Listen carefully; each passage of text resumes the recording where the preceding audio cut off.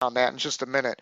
But I told a couple of people 2 days ago this was going to be a potential Category 5 hurricane. I really felt like with the sea surface temperatures out in front of this, the favorable environment, the fact that this system is a fighter and it's just had a mind of its own, I really felt like this system was going to become a Category 5 hurricane as it approaches the Bahamas, and I still think that that's going to happen. I mean, it's dropped 20 millibars.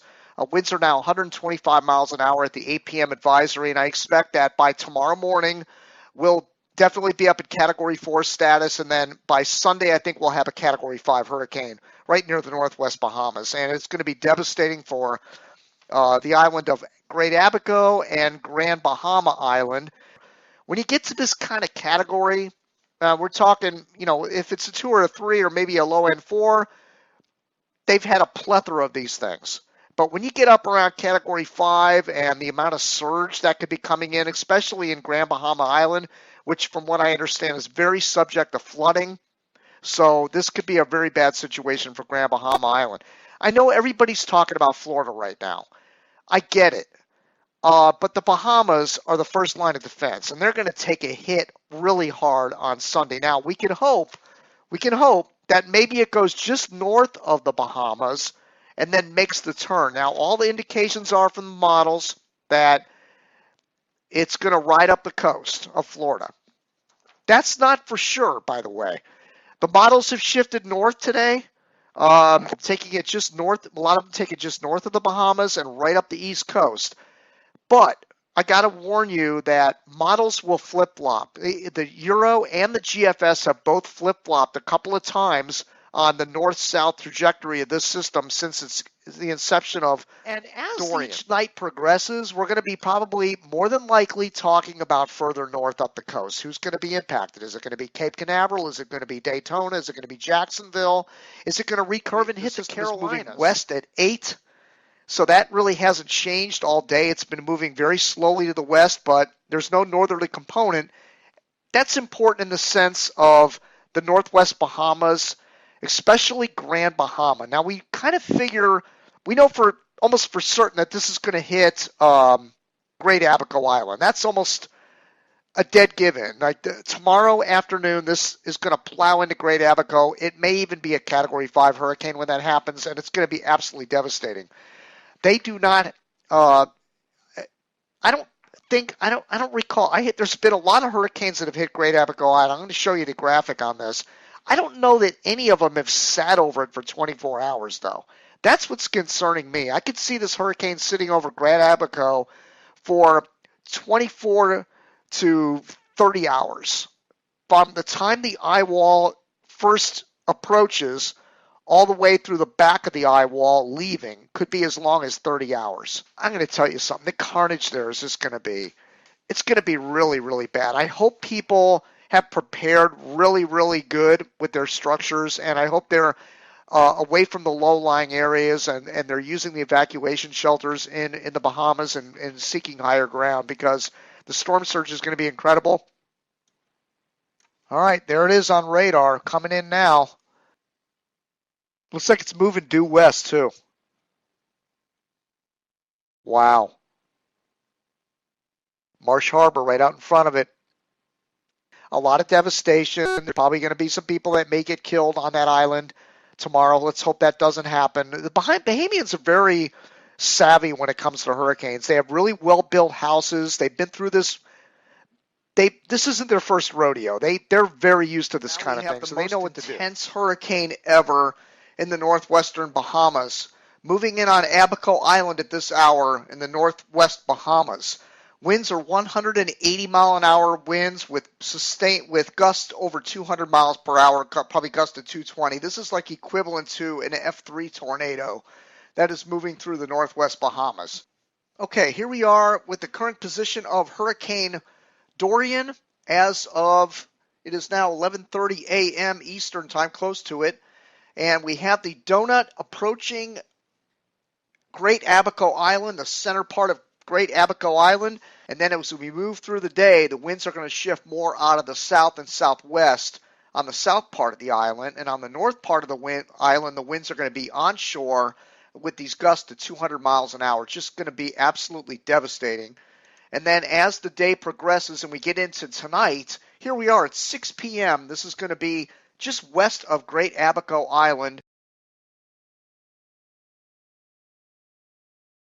Look at this, surface wind here, 195 miles an hour. Check that. That's a 10-second wind, 195 miles an hour is about to come into Great Abaco Island. Just unbelievable. And that is, again, north of the center, right on the north eye wall, edge of the eye wall, right near the calm eye. 195 mile an hour winds are going to be rolling into Marsh Harbor. Look at this, 202 mile an hour surface winds out of the southeast on the northeast quadrant of this hurricane. Okay, an update. We now have an official landfall reading from the National Hurricane Center. The data from the Air Force Hurricane Hunter aircraft and satellite data indicate that Dorian has made landfall in Elbow Cay Abacos. The winds have increased to 185 miles an hour with minimum central pressure falling to 911 millibars. This is just absolutely incredible.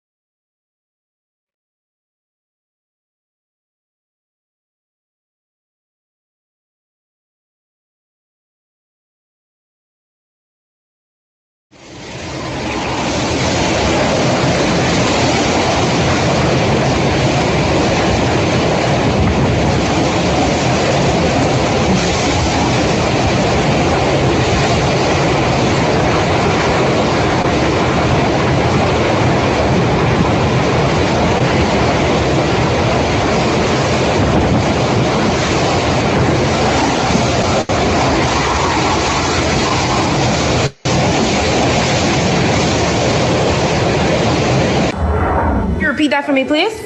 I will fly over in my chopper, Lord. We need help. We don't got something to fight to my own stuff. Lord, you can help us. Were y'all in one of the areas that we're told to evacuate? No, Mom. How many people are in the home? 3. Are y'all able to reach any of the emergency numbers? We tried to get nobody else answering. Every line is blocked, Lord. Where in the house are you guys right now? We're in the bathroom. How bad is the flooding? I gotta go. Those are the kind of calls we've been getting all day, and no doubt will continue. People are. I can only say to them that I hope this is not the last time they would hear my voice, and may God be with them. Side of the Bahamas, the northwestern islands, these are the people who are dealing with the conditions that you're looking at on your screen right now, and they are in a really tough spot. And as they talked about, those women there. So what I'm going to do this morning is, and getting information out of Grand Bahama is almost impossible right now. So what I'm going to try to do this morning, I'm going to show you the HUR track, current position, the future, and I'm going to stream some radio from the Bahamas or try to get some kind of media, even if it's the hurricane, watch net static, anything. I mean, it's bad. All the cameras are down. The observations aren't reporting. This is just a complete disaster. Okay, from the time the donuts started affecting Grand Bahama Island, let's count how many hours this went by. Okay, 1, 2, 3, 4, 5, 6, 7, 8, 9, 10. 10 hours. They were under winds of 185 miles an hour for 10 hours in the north central Great Abaco Island area. And then it's out over the water. Now we come into this morning. Let's look at Grand Bahama. Now eastern Grand Bahama, here we go. 1, 2, 3, 4, 5, 6, 7, 8, 9, 10, 11, 12.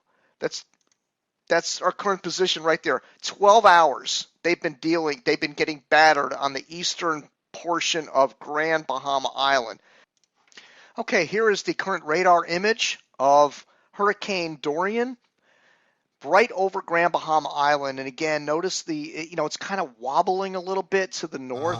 Listening audience, and again down to 160, 26.7 degrees north, 78.3 degrees west, and the pressure now at 919 millibars. And so we're seeing that they're still getting the calls coming in to us as well. As far as the information, we checked on Morris Island. We also were a little bit concerned about the folks over there in Grand Key. Yes. I know that was a major concern for Administrator Cornish as to how they were doing over there. Any word from Grand Key at this point, and as far as folks on there, and also Water Key as well?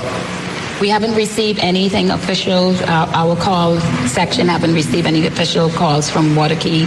We have from Grand Key. The residents are doing okay. Like I had indicated, similar challenges.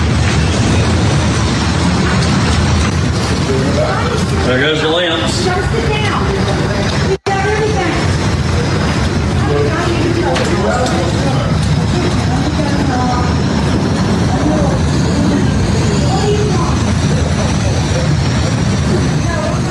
Which is extremely high. Of course, I'm already completely flooded out. That's my kitchen window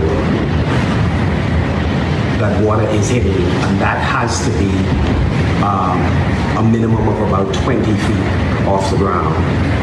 And this is the water by my back door and glass that's came from the canal. That height has to be about 20 to 25 feet above sea level. So this is what I'm facing at the moment. And I have neighbors that are in a far worse position than me and my family.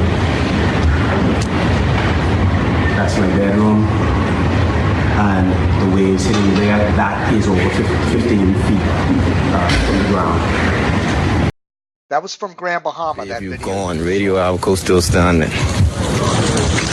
Oh my goodness. That little restaurant was there, that gone. You can't even get through, but you got boats across the, yeah, the church gone. The church gone. It's a boat. They sure it was underwater. But yeah, I know. Car damage. Everything just destroyed. Dock gone. Yeah. It's right around by the police station. Bayview's gone. Yeah, no, bro, all good? Yeah, it's that bad. It's that bad. Still walking towards the police station. Yeah, we got an hour!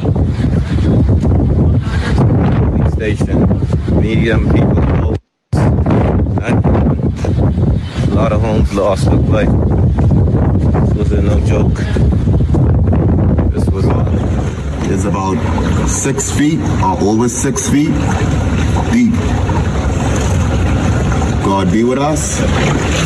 God be with us. God be with us. Y'all keep praying out there worldwide. If you find yourself in the attic, some persons were saying the flood is still coming in and it's rising, and so they were wondering what to do. The minister gave a great tip. If you can, grab a hammer, grab something so that in the event that happens, you are able to break through from the top, and then you are able to escape that way and you are not trapped. In Freeport, waves of water inundate a house's lower floor, carrying floating furniture and debris with it. And conditions even worse outside, as several cars in Freeport are nearly submerged. What you are looking at now, if you are watching via television, is someone stuck in the roof here in Grand Bahama, and this is a video that we that is just actually coming in. We've heard these stories over and over and over again. Persons who are stuck in the roof. If you have to go to the roof, we heard from the Minister for Grand Bahama, please take a tool that is strong enough that will allow you to break through the roof if in the eventuality where you have to get out. Because as we said, we are still expected to see some storm surges rising up to about 25 feet. More persons are messaging us now from the Heritage subdivision. This person says, hey guys, just a message from my aunt in Freeport. It's just her and her 6 grandchildren. They are stuck in the house in the roof and the water is rising. She is screaming and I can hear the grandkids in the background. This is the 6th house on the right from Cecil Church in Heritage. She's cutting a hole now in the roof. If you can, please see if she can send that GPS location. If she is unable to, we are encouraging you then to dial 3514902 so that you can give her name to the NEMA officials, so as they try to galvanize recovery and relief efforts, they would know exactly where she is in the Heritage subdivision.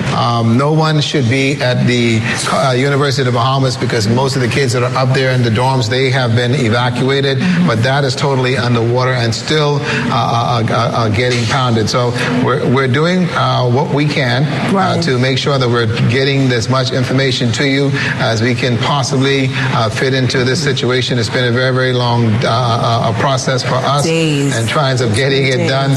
Again, the storm is beginning now to move to the west-northwest at 1 mile an hour. Still a Category 4 storm, 155 miles an hour. This is the shot you better look at. That's the new bridge. No, it's not. That is the fishing hole. Oh my God. This was constructed. That's what we're talking about in terms of tidal surge. 15. This is right off from that bridge. I'm receiving a message from my sister who lives not even 2 minutes away from this bridge, and she's saying the water is high. They are surrounded by ocean.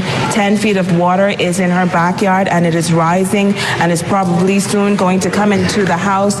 Shari, she along with her daughter are riding out the storm. Her tenants have moved in with her for the time being. We're not sure how long this is going to last, but once again, we are aware of your situation. Of course, this is my sister, so I'm a bit nervous, but help is definitely on the way. That the Maurice Moore shelter is compromised.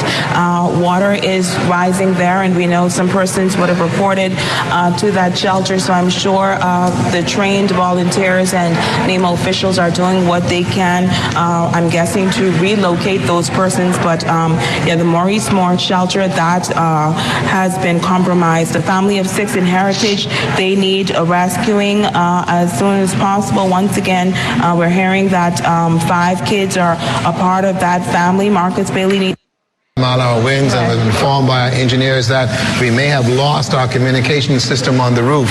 And so now 810 or 104.5 is having some issues. East Road and Lloyd Seymour, they're in the Heritage area. They are on their roof. And so you've got almost 15 to 20 families on their roof now as the surge has really become quite a difficult scenario. Okay, so here's Grand Bahama. Okay, the winds are coming in like this on the radar, just screaming in, and the airport is right in here. And then, of course, Freeport, the winds are kind of blowing across like this or down from the north. So the Freeport images that you're seeing are not nearly as flooded as up in here is flooded. Water has been piling up like this all night long and into today. It's just been a constant, steady south flow coming in here in all these areas. Okay, this is the satellite presentation on my desktop. This is through the HerTrack program, and it lets you to put the satellite picture, current live shot as your screenshot. And there is the eye right over Grand Bahama, just north of Grand Bahama there. Okay, there is our radar from South Florida using the WeatherTap radar, and you can see that the feeder bands are coming in. Of course, I'm at the HC logo right here. We have some feeder bands coming in, but again, up to this point, my highest gust has been 35 miles per hour. Now, as some of these deeper bands come in, like are coming in offshore here, they might pick up a little bit to around 50 or so. But the core is going to remain offshore Florida. I'm pretty convinced of that now. The way the models and the track is shifting, science sake, that's incredible.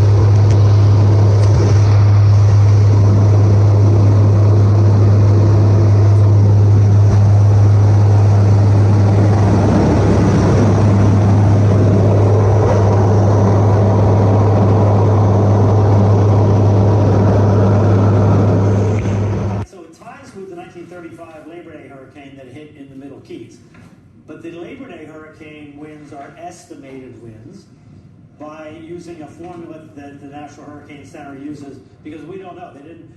Every kind of gauge was destroyed then, and they were crude anyway. But they did measure. They have very high confidence in the pressure that was measured. So the pressure in the 35 hurricane was lower than this pressure. It was 892. This one was 910. So that's quite a bit of difference when you start talking about pressure. So if you had to rank them, you'd say the 35 hurricane was stronger, but the winds, the point is the winds for that hurricane are estimated, these are measured. So they're equal in the record book, but they really are a little different, a little bit of apples and oranges because we don't have measurements.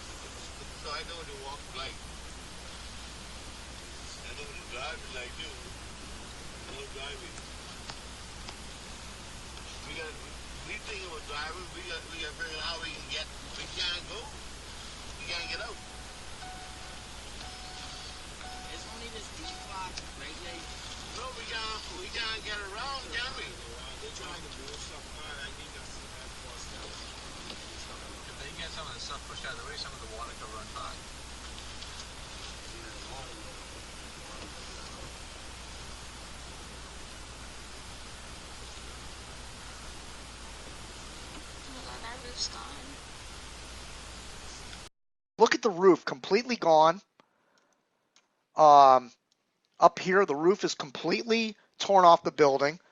Cars flipped over. I don't even know what happened here. This telephone pole is completely decapitated over here. Let me see if there's anything else interesting in this shot. You look at the stairs over here. There is no railing left. Look at the railings up here. They're completely ripped off the building. Like, those were railings on those stairs, and they're completely gone. Like, this is absolutely incredible. That's their building? Oh my god.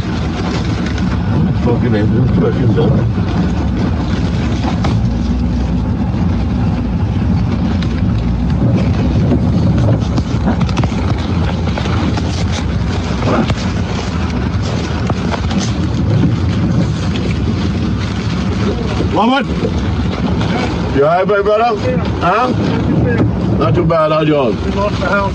Yeah? My office is gone. Fucking everything. Very well. We ended up going in a garage down the hill from us, and I held the door shut for about 6 hours. Trying to figure out now what we're going to do tonight.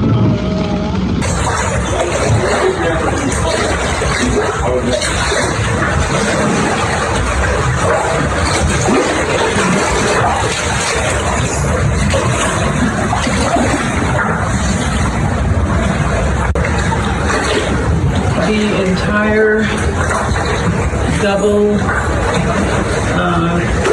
hurricane window has come out of the wall near our laundry room, so outside is now inside.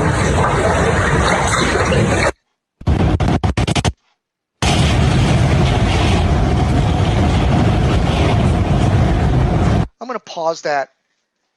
They look like they're like 10-foot waves coming towards your doorstep. Like, imagine looking out your front window, your front doorway, and looking at those waves coming at your house. That's just, it looks like something you would see in the north, in the out, the Most Dangerous Catch. The show The Most Dangerous Catch, that's the kind of waves that are out there, and they're coming towards your front door.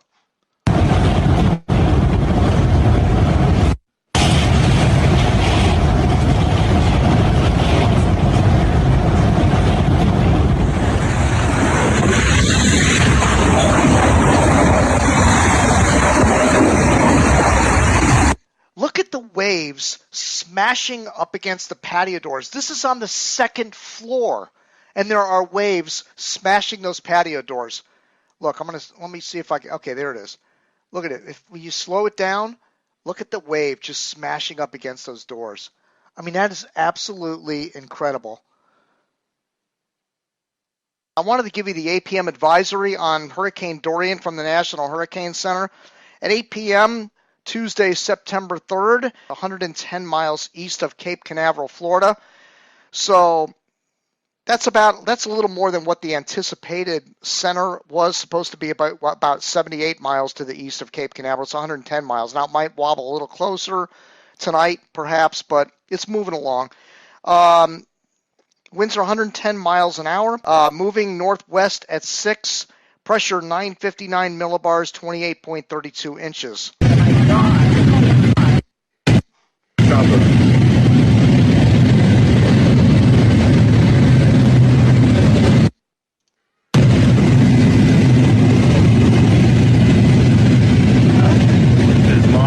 Marsh Harbor.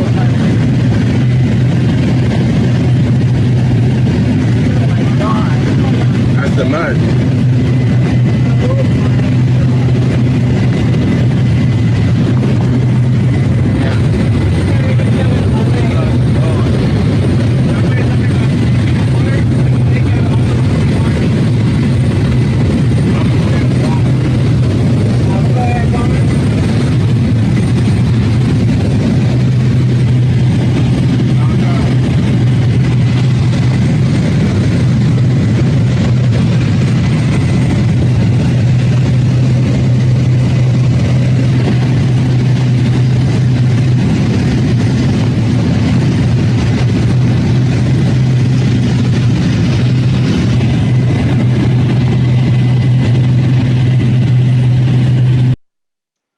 These houses on, and this is right, I'm assuming this is one of the out islands right near Marsh Harbor. And from what I understand, and I was listening to Brian Norcross earlier today on WPLG, and he's saying that these are extremely well-built homes. These are like, supposed to be Cat 5 rated homes. These are not flim-flammy homes. And they got absolutely annihilated, some of these homes. And again, that wind was screaming here from the east, straight in on these homes. And you can see, the roofs are peeled back. Here's what Jim Eds posted today. And that was his pressure. There's his arm with his watch. Maybe I should get one of those watches. Pretty cool. 911.2 millibars. That's dead center, man. That's exactly what the official observation was from the National Hurricane Center. So he had to have been dead center. Advisory from the Hurricane Center. It hasn't come in yet. They did an update at 7, and the winds are still 105 moving northeast. And it, as I stated in the show last night, this is going to be a flooding event for these people. A lot of coastal flooding, and there's been some tornadoes today. I got some video to show you. There it is, 804. It's current. Okay, so there is Cape Fear, that little point sticking out there. And the red bands right around the eye wall are the winds that are sustained at hurricane force. Again, roof damage. So what looks like the tornado might have come down the street is what it looks like to me, and hit the corner of those roofs, like the whole front yards probably got mangled as the tornado went right down that street. So it looked like a very skinny, narrow tornado, because if you look at the houses across the street, there's no damage at all. So it must have just went right down the street and took out the front of those gable ends on those roofs. other side of the house. I mean, it's amazing the way these tornadoes work. Like, it just bounced right over that house and then hit the other side of the house.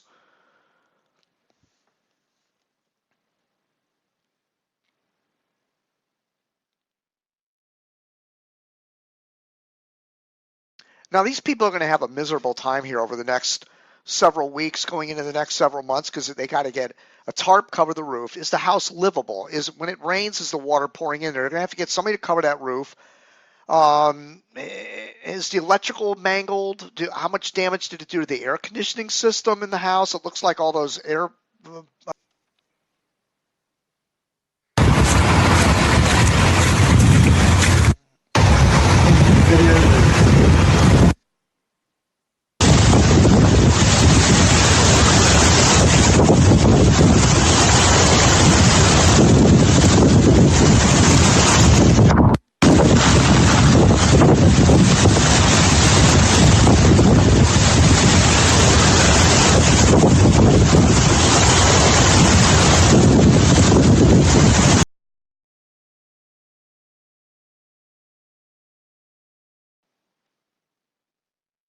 "25 miles south of Cape Fear." It's actually south-southeast of Cape Fear right now.